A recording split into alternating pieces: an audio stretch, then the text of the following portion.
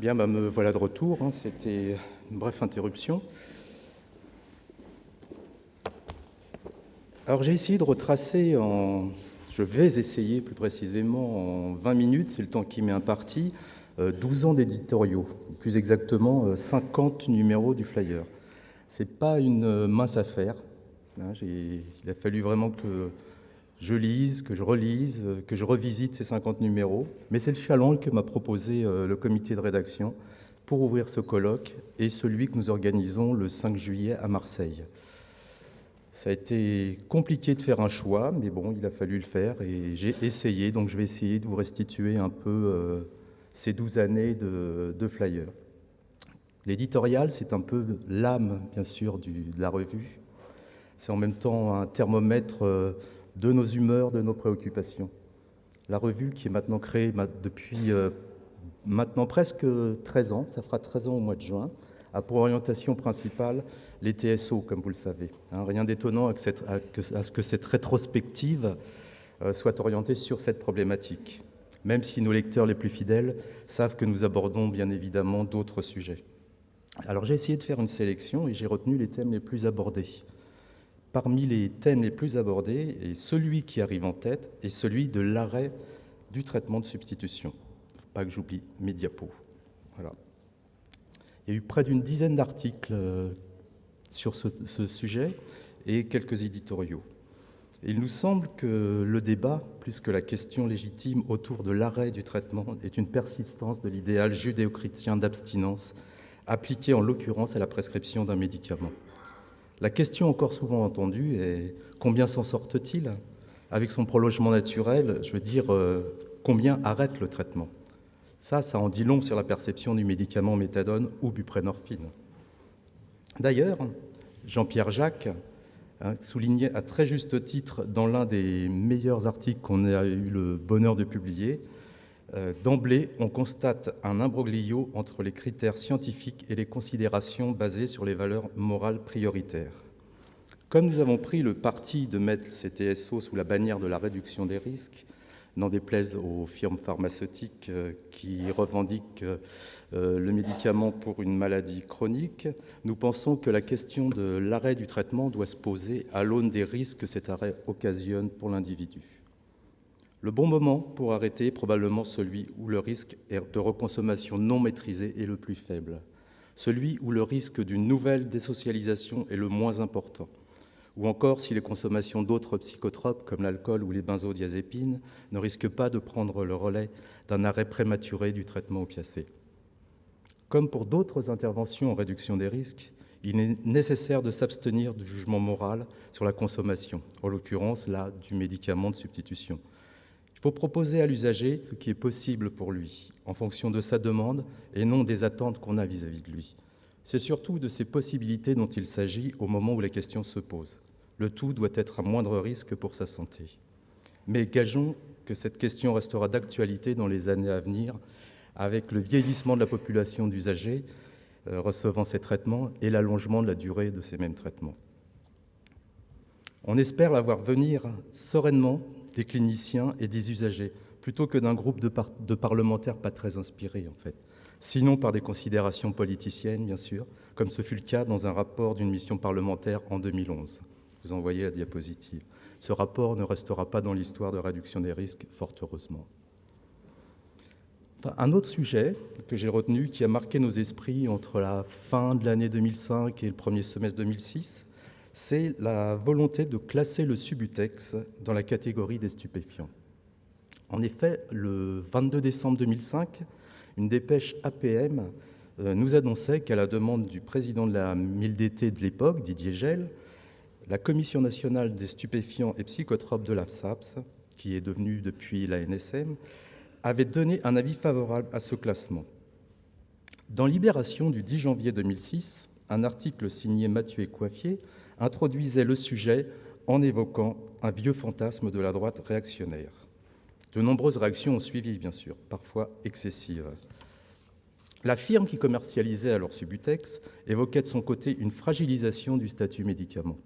Les associations entrevoyaient, elles, une difficulté supplémentaire dans l'accès à la substitution opiacée et une stigmatisation des usagers.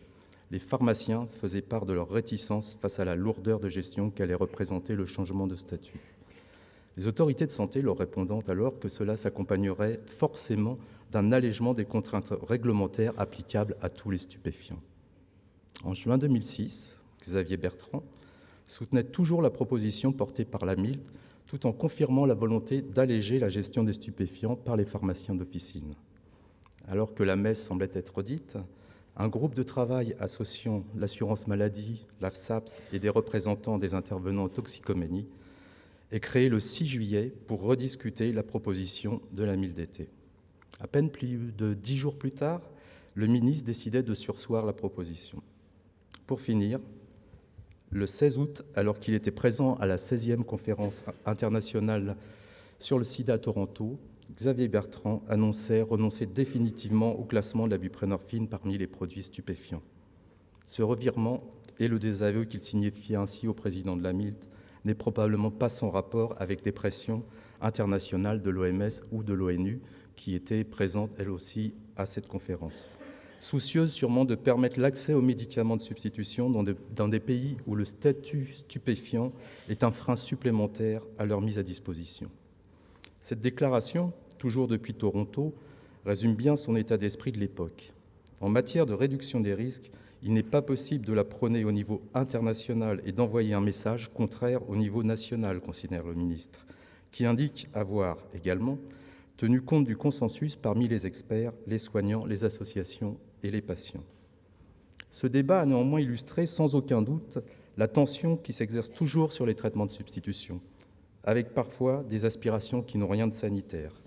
La tentation du contrôle renforcé et de la régulation à tout prix est parfois portée à l'excès par certains. Bien sûr, il incombe aux cliniciens et aux usagers eux-mêmes de faire en sorte que les dérives soient les moins nombreuses possibles. Il s'agit d'éviter que les opposants à ces traitements et les services en charge de faire la comptabilité de ce qui ne va pas aient des arguments à leur disposition pour remettre en cause une modalité de traitement et un French model qui est un des meilleurs selon les observateurs du monde entier.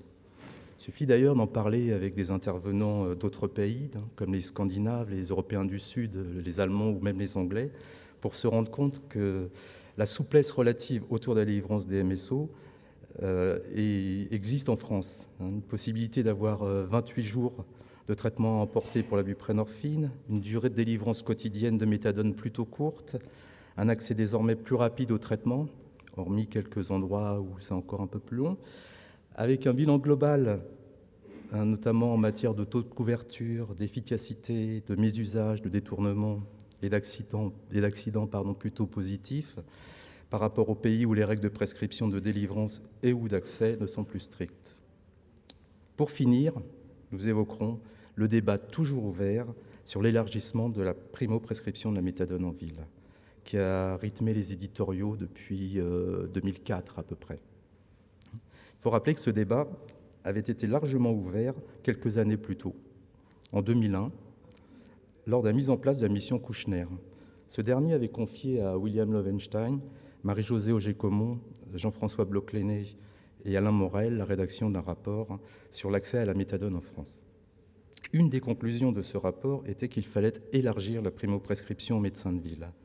Rapport resté sans effet pour cause d'alternance politique et probablement aussi de méfiance des autorités de santé.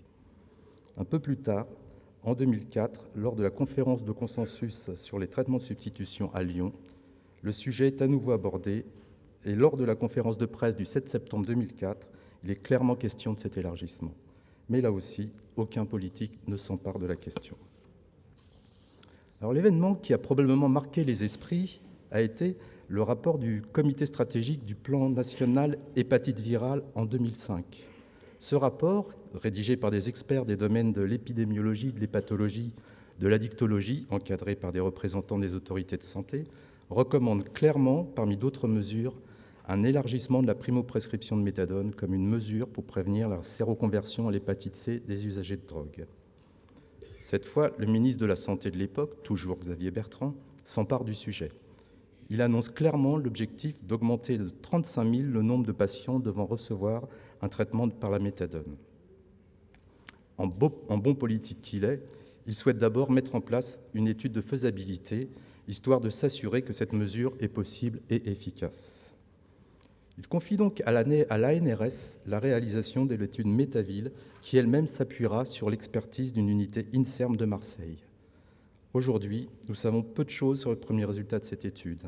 A priori, il n'y aurait pas de surmortalité dans un groupe de patients bénéficiant de l'initiation d'un traitement par la méthadone en médecine de ville par rapport à un groupe de patients dont le traitement a été initié en XAPA. C'est le seul élément qu'on peut avoir pour l'instant. Il y aurait aussi une condition, certainement, c'est qu'il y aurait au moins une journée de formation pour les médecins généralistes ayant participé à l'étude. Le dernier plan national de lutte contre les hépatites B et C réinscrit la mesure dans ses priorités d'action. Mais malheureusement, depuis, toujours rien. La majorité a changé, emportant avec elle le ministre qui avait entamé le processus.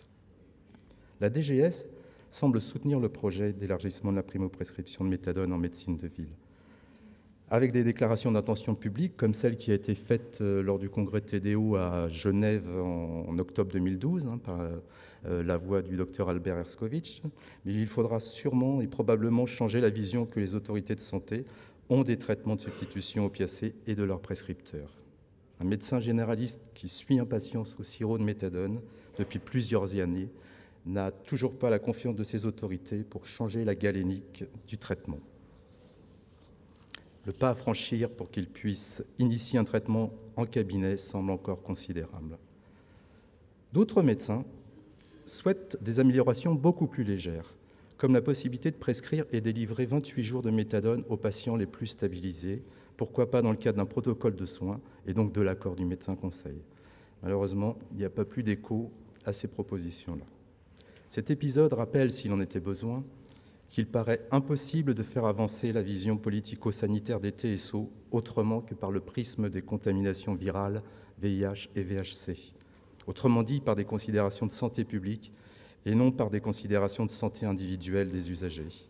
La réduction des risques, nous le soutenons, est le concept fédérateur qui doit articuler les prises en soins, mais ce n'est pas un objectif en soi. C'est une stratégie de soins pour chaque usager au sens global du terme. Rappelons à cette occasion que les inventeurs des TSO, Dole, Nisvander et Crick, avaient basé leur intervention sur le constat que les héroïnomanes rechutaient après chaque cure de sevrage et que le soin n'était guère possible dans de telles conditions, que leur santé ainsi que leurs conditions sociales se dégradaient au fil du temps et qu'une approche autre que le sevrage, avec ses taux de rechute époustouflants, devait s'imposer pour la santé de leurs patients. Ainsi est né le concept de traitement de substitution opiacée. Le sida a servi de catalyseur, mais dans un second temps. La naissance du concept de réduction des risques survint quelques années plus tard, mieux adapté à ce nouveau défi qu'a été la contamination virale dans la population des usagers de drogue, et en dehors aussi, bien sûr. Mais doit-on se réjouir, s'étonner ou déplorer qu'encore aujourd'hui, ce soit la contamination virale, presque elle seule, qui permet d'avoir ou d'améliorer l'accès au traitement de substitution? Est-ce qu'il n'y a pas d'autres raisons de favoriser l'ensemble des mesures de réduction des risques pour la santé des usagers? On peut toujours se poser la question, et on se la pose encore. Dans le débat caricatural parfois qu'il y a eu et qui perdure sur les salles de consommation à moindre risque, on a souvent entendu parler de contamination virale, de troubles à l'ordre public, de vision morale sur la drogue. Trop rarement, il fut question de santé des usagers et de ce dispositif comme première étape vers le soin. La plupart de nos concitoyens, dans des discussions sereines, loin des débats stériles et abjects de certains politiques, se laissent convaincre par ces arguments de bon sens dans la plupart des cas. Dommage que des personnalités de haut rang, de surcroît professeurs de médecine, se soient égarés dans ce débat, comme le professeur Costantin de l'Académie de médecine ou le professeur Debré, avec des arguments si peu médicaux. Être contre la drogue, comme on peut être contre le cancer ou contre l'injustice, ne justifie pas de dire n'importe quoi. Je vous remercie.